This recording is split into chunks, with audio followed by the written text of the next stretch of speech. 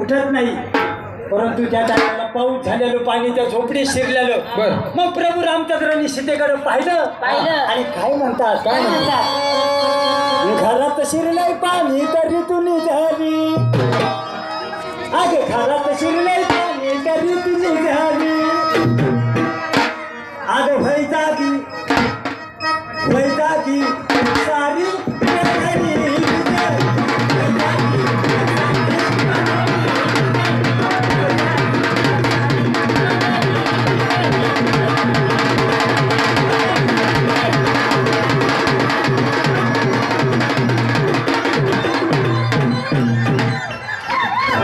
काय गर्दी काय ग नाकलीचे कोणती सीता काढली.